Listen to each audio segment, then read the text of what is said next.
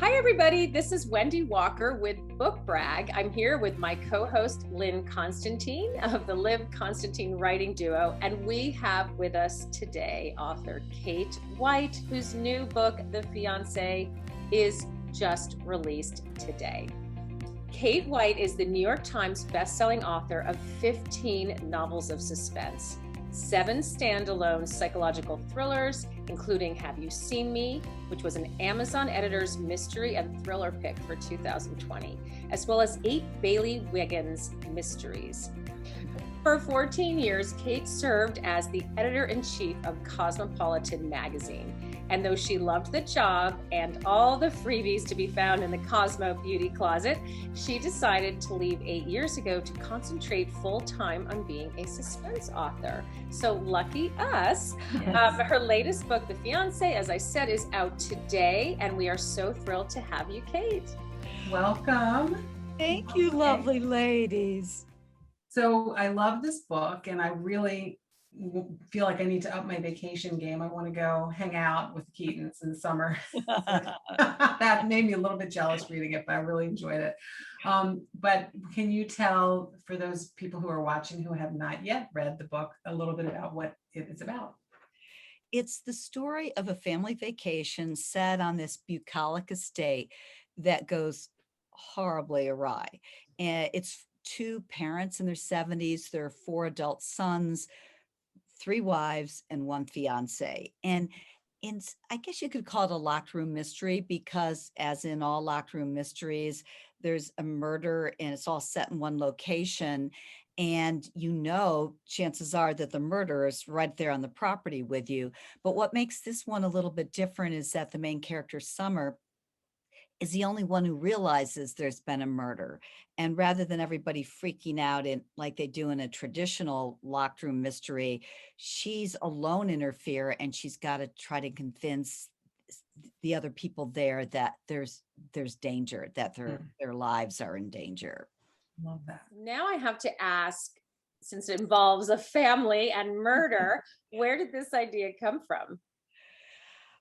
I just was intrigued with the idea of what happens when you introduce something new into an ecosystem like a family, and how that can upset the balance. And I wanted to take it really far in terms of how it upsets the balance and just play with that. And just like I'm sure with you too, we start with a little germ of an idea, and then we start going, what if? Yes. Is there one particular thing that stands out to you in terms of what you learned while you were writing this book? There is actually, because Summer, the main character, is an actress, mainly doing voiceover work these days. But I looked into a lot about acting and was helped by the fact that my daughter studied at the acting conservatory at BU. And one of the things I found so fascinating is that actors work at not looking like they're acting. And one of the ways they do that is to look very still and not entangled. And by entangled, I mean, most of us, we move our hands around a lot, we touch our face, we scratch our face. But if you can manage to seem unentangled, it not only makes you look confident, but it makes you feel really confident too. So I've been trying to work on the hands. So my hands, I know. I'm Greek, so I don't know if that has anything to do with it. But you get a papal dispensation if you're Greek. It's okay. Thank you. Great. So we call it Book Brag because we like to give authors permission to read their most fabulous review and share it with everyone. So do you have something that stands out about The FIANCEE? I just happen to have it with me, Wendy, since you mentioned we might do that. Well, I love this PW one, Publishers Weekly, because it was concise but nice. It said, skillfully constructed page turner, expert pacing, characters readers can love to hate, and an intelligent heroine. Make this a winner. White consistently entertains. And gosh, to know I consistently entertain, I've got to tell my husband that for sure. Funny. So, since you have become a full-time writer, how has your life changed? It's Or has just, it? It's been more delicious than I can imagine. I loved running Cosmo. I worked for a great company. I had great bosses, and I think they were pretty surprised when I said that I wanted to leave. But to have this freedom, and it's meant my husband and I can live in Uruguay, where we have a home for the whole winter, except that there's a pandemic.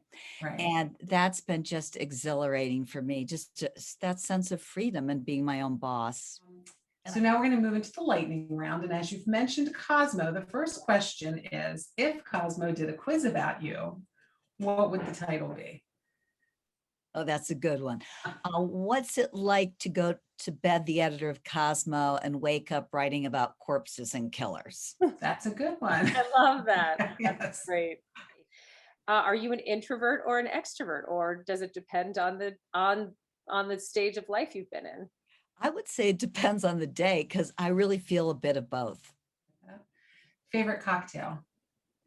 Red wine, either French or Uruguayan. And where do you get the most writing done? Assuming you could go to any of your three homes, New York, Uruguay, or in Pennsylvania. I love my little offices in all of them, but I think in Uruguay, because I write really well in the heat for some reason, and I have a parrot nest outside my window, so I love hearing them yak while I'm working. So probably there in Uruguay. Well, speaking of parrots, the next question is, what is your favorite word? And you can let us know if your parrots repeat that or not. My favorite word, I think, has to be badass, because the thing that I found over the years, particularly reinforced at Cosmo, was that good things come when you break the rules.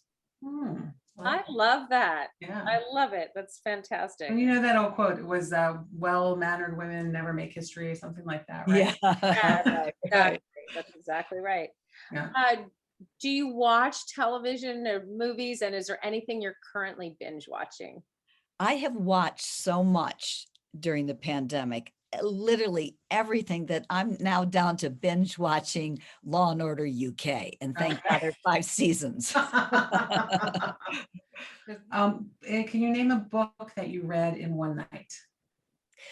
Lately, I would say that was Peter Swanson's 8 Perfect Murders. It really moves along, and it's a page turner. And is there a book that was so good that you wish you'd written? In terms of mysteries, I would say a book that I just adored was Kissing the Gunner's Daughter by Ruth Rendell, one of her Inspector Wexford mysteries, because the ending makes so much sense, but I never saw it coming and was so cleverly done. I wish I had pulled something like that off.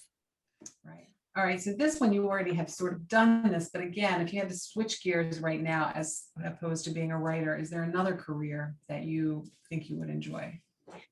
I think I'd love to be some kind of naturalist. In The Fiancé, one of the characters likes to look for animal scat in the woods and try to decide if it was a fox, but that's me. I like to do that stuff, and I love bird watching. So maybe some kind of nature person.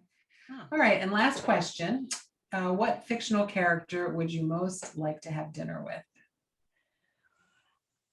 I think since I love badasses so much, it might have to be either Kinsey Milhone or Lady Macbeth, one or the other, because they're both badasses. You might want to watch your wine if you have dinner with Lady Macbeth.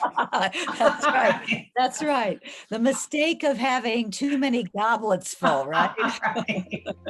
So everybody go and grab your copy of The Fiancé out today. And Kate, could you let readers know where they can connect with you on social media? Absolutely. You can go to my website, katewhite.com, read an excerpt of the book if you want to test it out, but also Instagram and Facebook, Kate White Author. I'm there every day. Sounds good. Thank you so much for joining us. Thank you, ladies. It was a pleasure. See everybody next week.